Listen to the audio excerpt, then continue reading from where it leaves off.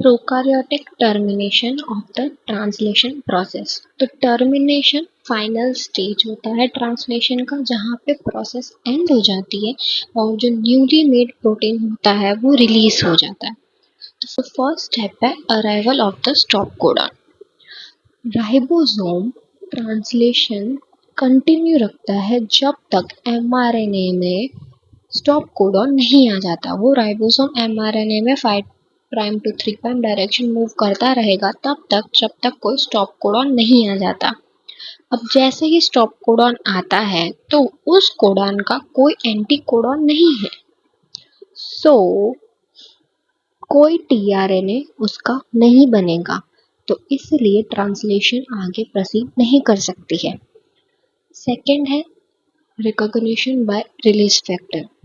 Release factors ऐसे protein होते हैं जो कि स्टॉप कोडॉन को रिकॉग्नाइज करते हैं। So in prokaryotes there are 3 release factors. First one is the release factor 1, which recognizes the UAA and UAG. Release factor 2 recognizes the UAA and UGA stop codon. And release factor 3 help करता है release factor 1 and release factor 2 को release होने में, और वो ribosomal सब units जो कि 30S एंड 50S है इन प्रोकैरियोट्स, उनको अलग करने में भी हेल्प करता है रिलीज फैक्टर 3।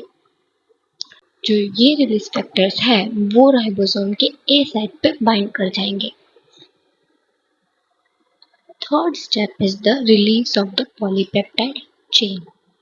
तो अब जो ये रिलीज फैक्टर है वो क्या करते हैं कि फॉर्मेशन ऑफ पेप्टाइड बॉन्ड में इंटरफेयर करता है। कैसे?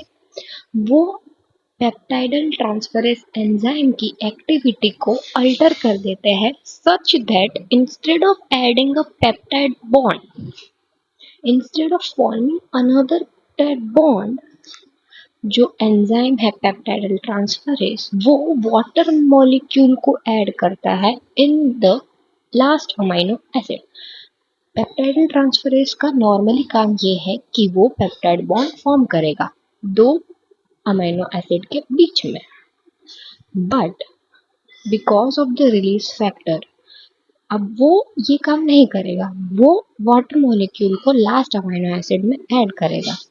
तो इससे क्या होगा? This reaction breaks the bond between the polypeptide and the tRNA in the P site. P site में जो ऑलरेडी प्रेजेंट है टीआरएनए और पॉलीपेप्टाइड, उन दोनों के बीच का बॉन्ड ब्रेक हो जाएगा, न्यूली मेड प्रोटीन है वो वहां से रिलीज हो जाएगा। Now the fourth step is the dissociation of the translation complex.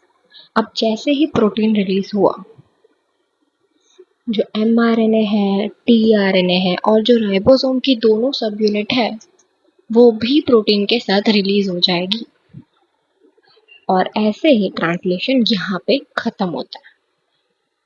Prokaryotic translation यहाँ पे खत्म हो जाता है। इसके बाद क्या होता है कि अब ट्रांसलेशन खत्म हो गया, now the cycle has to repeat. So for that ribosome cycling factor RRF along with elongation factor G help करता है राइबोसोम को उसके दोनों सब यूनिट को अलग करने में। ये दोनों factor are responsible to split the ribosome into its subunit। EFG को ट्रांसलोकेज भी कहा जाता है क्योंकि वो कैटलाइज करता है movement of tRNA and mRNA through the ribosome। That's why it is also called the translocase। और उसका मेन काम है splitting the ribosome into its subunit। Lastly prepare होता है नेक्स्ट राउंड, उसमें वैसे ही जैसे डिसोसिएशन होता है वापस IF3 इनिशिएशन फैक्टर 3 बाइंड कर जाएगा 30S सब यूनिट से, और वही वापस सेम चीज होगी, वापस इनिशिएशन स्टार्ट हो जाएगा। Now this is the diagram. इसमें आप देख सकते हैं कि एक mRNA है, ये है mRNA 5 prime to 3 prime direction में, this is the mRNA।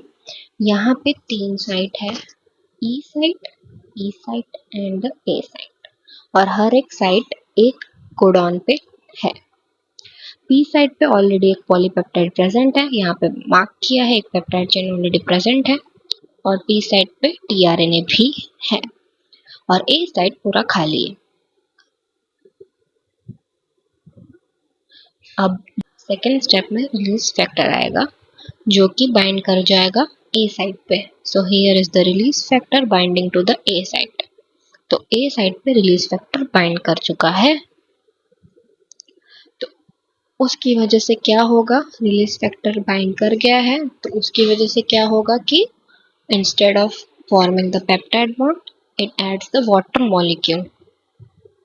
So the peptide will release. So here यहाँ पे पेप्टाइड निकल रहा है, देखो। So here the peptide जो पॉलीपेप्टाइड चेन था वो निकल चुका है, यहाँ पे देखो प्रेजेंट है, इधर यहाँ पे प्रेजेंट है पॉलीपेप्टाइड चेन, लेकिन नेक्स्ट स्टेप में वो निकल चुका है। 3 रिलीज फैक्टर होते हैं, उनका अलग अलग अपना काम होता है, वो भी साथ में निकल जाएंगे, लास्ट में सारे फैक्टर्स निकल जाएंगे जो कि वहां पे थे। लास्ट में राइबोसोम रिसाइक्लिंग फैक्टर और इलॉन्गेशन फैक्टर जी बाइंड करेंगे, जो कि ये जो दो सब यूनिट है, लार्जर सब यूनिट एंड द स्मॉलर सब यूनिट, उनको स्प्लिट कर देंगे। सो here is the 50s dissociation. ये देखिए लार्जर सब यूनिट निकल चुकी है और वो चेन अलग हो चुका है। So this is how the translation ends and the new cycle will begin.